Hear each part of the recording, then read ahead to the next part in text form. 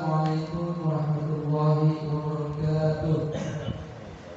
Alhamdulillahirabbil alamin. Hamdan yuwaffi ni'amahu wa yukafi majidah. Allahumma shalli wa sallim wa barik ala sayyidina Muhammad wa ala alihi wa sahbihi ajma'in.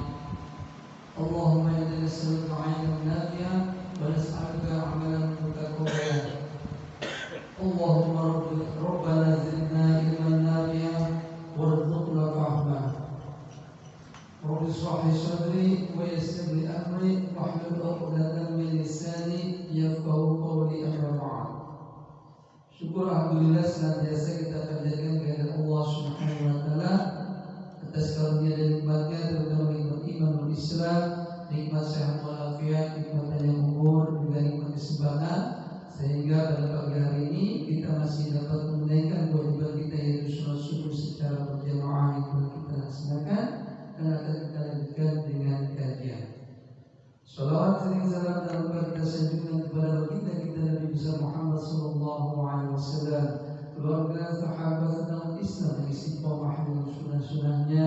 Mudah-mudahan kita dapat mengamalkannya dan mendapatkan syafaat yaumil qiyamah nanti. Amin ya rabbal alamin. Tema sholat subuh yang dirahmatullah, kita akan lanjutkan kajian kita tematik pada pagi hari ini, yaitu korelasi rukun ibadah. Syarat ibadah.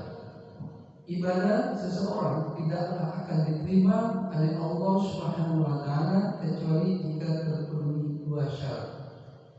Syarat yang pertama ikhlas, yaitu memurnikan ibadah kita hanya untuk Allah Subhanahu wa taala. Tidak mengharapkan apapun dari manusia, baik itu pujian, sanjungan, ataupun balasan dari dunia yang fana ini. Syarat yang kedua, mutaba'ah, yaitu mengikuti atau mencontoh sikap dari perilaku Nabi Muhammad SAW dalam menjalankan ibadah, serta tidak berinovasi dalam ibadah. Kedua syarat ini telah Allah isyaratkan dalam firman-Nya dalam surat Al-Kahfi ayat 110, yang artinya barang siapa mengharap perjumpaan dengan Tuhannya, maka hendaklah dia mengerjakan amal yang soleh, dan janganlah ia mempersekutukan seorang pun dalam beribadah kepada Tuhannya. Sangat jelas di dalam ayat tersebut bahwa Allah Subhanahu wa taala memberikan syarat bagi mereka yang ingin bertemu dengannya, yaitu dengan beribadah kepada Allah dan tidak menyekutukan Tuhannya atau Allah. Hal tersebut adalah syarat tentang keikhlasan. Adapun yang dimaksud beramal soleh adalah suatu ibadah tidaklah dikatakan saleh atau baik kecuali sesuai dengan tuntunan Nabi Muhammad SAW. Selanjutnya rukun ibadah. Selain syarat ibadah, di sana ada rukun ibadah yang harus di dalam ibadah seorang hamba kepada Allah Subhanahu wa taala. Yang pertama adalah al-mahabbah, rasa cinta. Yang kedua al-khauf, rasa takut. Yang ketiga ar-raja, rasa harap. Rukun ibadah satu dengan lainnya saling berkaitan dan tidak bisa dipisahkan atau berdiri sendiri, seperti amalan-amalan hati lainnya juga saling berhubungan. Hal ini sebagaimana dikatakan oleh Syekh Khalid bin Utsman As-Sabri hafizahullah. Beliau menyatakan terkait amalan hati, yang artinya amalan-amalan hati ini satu dengan yang lainnya saling bersinergi dan saling berkaitan. Bahkan di dalam Al-Quran, tiga rukun ini digandengkan dalam satu ibadah. Hal ini menunjukkan bahwa tiga rukun ini tidak bisa dipisahkan.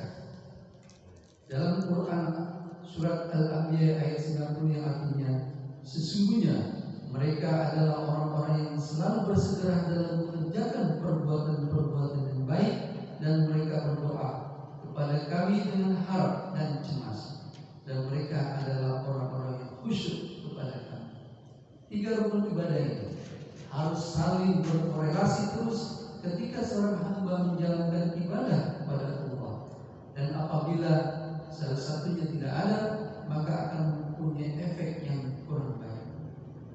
Contohnya adalah apabila rasa khauf atau rasa takutnya seseorang yang dalam ubudiyah lebih dominan, maka hamba tersebut akan mudah putus asa dari rahmat Allah. Namun sebaliknya, seseorang yang rasa takutnya rendah, maka ia pun mempunyai efek yang buruk, yaitu akan bermudah-mudahan dalam melakukan kemaksiatan.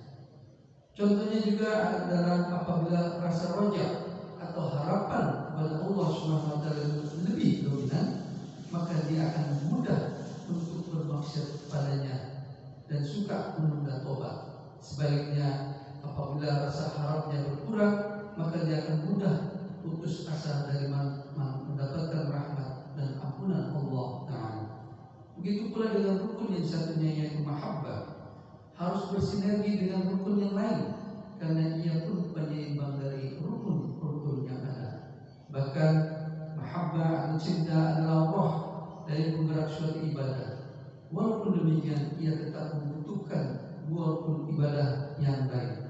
Jika tidak, maka tidak akan ada keseimbangan. Seorang yang dominan adalah mahabbahnya, maka ia akan bermudah-mudahan dalam menjalankan syariat. Bahkan tidak sedikit dari mereka yang menerobos batasan-batasan Islam dengan dalih bahwa Islam adalah agama yang tasamuh, memberikan kelonggaran. Dengan demikian akan menjadi rusak efeknya.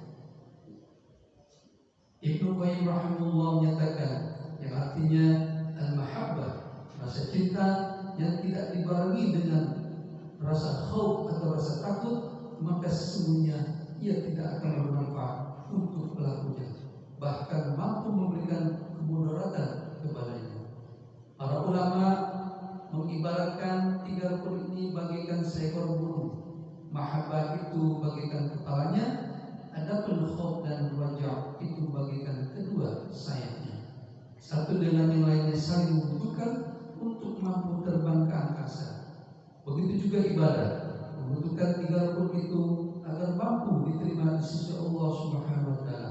Ibnu Qayyim rahimahullah berkata, hati manusia ibarat seekor burung ketika ia beribadah kepada Allah.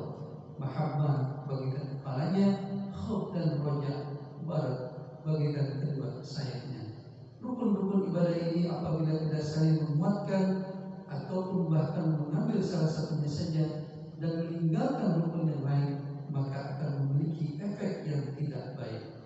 Hal ini sebagaimana dinyatakan oleh para ulama, barang siapa yang beribadah kepada Allah hanya dengan rasa cinta saja, maka dia adalah seorang zindik atau munafik. Dan barang siapa yang beribadah dengan rasa takut saja, maka dia adalah seorang halui atau seorang khawarij. Dan barang siapa yang beribadah kepada Allah dengan rasa berharap saja, maka dia adalah murji'ah. Dan barang siapa yang beribadah kepada Allah dengan rasa takut, cinta dan harap, maka dia adalah seorang mukmin yang bertauhid. Dari pernyataan di atas, kita mungkin bertanya-tanya, kenapa orang yang hanya mengambil dalam ibadahnya mahabbah saja, maka ia terjatuh pada kemunafikan? Kenapa orang yang mengambil dalam ibadahnya khauf saja, maka ia terjatuh pada kelompok khawarij? Kenapa orang yang mengambil ibadahnya hanya wajah saja, maka ia akan jatuh pada kelompok murji'ah? Orang-orang yang beribadah hanya dengan mahabbah, dia lalu mengesampingkan khauf dan raja, itu mereka biasa merasa kalau sudah cinta kepada Allah, merasa hatinya sudah terpaut dengan Allah, merasa sudah mendapat derajat kekasih Allah, maka tidak perlu lagi mengamalkan syariat. Akhirnya mereka meremehkan syariat, tidak merasa perlu mengamalkan syariat Islam karena merasa sudah cukup dan sempurna ibadahnya dengan rasa cinta. Dan sinilah letak mereka seperti orang zindik atau munafik. Adapun yang beribadah hanya mengenal khaufnya saja atau rasa takut dan menyampingkan mahabbah dan raja, maka biasanya mereka lebih dominan dalam memahami dan menelaah dalil wa'id atau terkait ancaman dengan pemahaman bahwa pelaku dosa besar adalah kafir dan keluar dari ajaran Islam, bahkan mampu memasukkan pelaku dosa besar tersebut ke dalam api neraka selamanya. Dan seperti inilah pemahaman orang-orang khawarij. Sementara yang beribadah, yang mengandalkan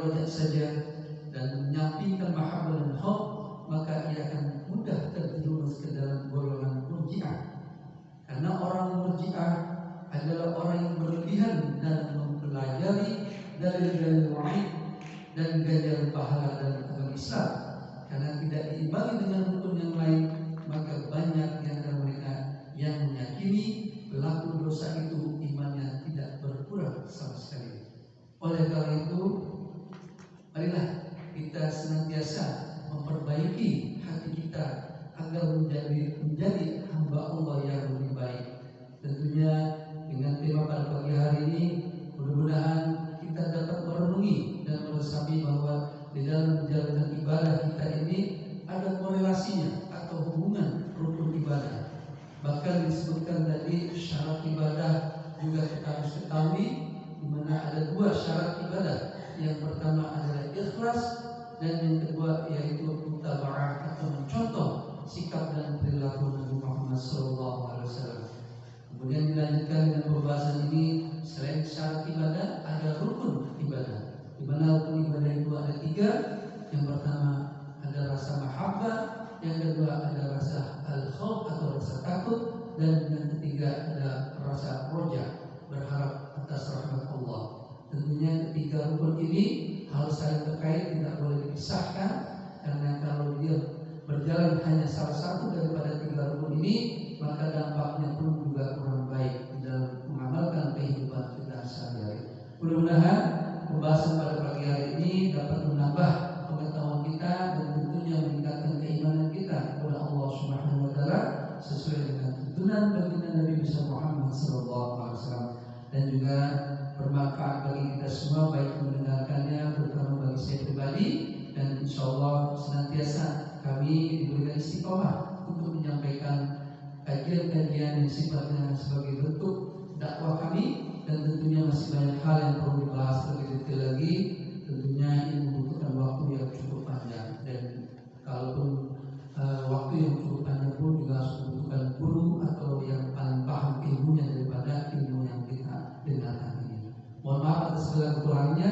Wabillahi taufiq wal hidayah. Wassalamualaikum warahmatullahi wabarakatuh. Waalaikumsalam.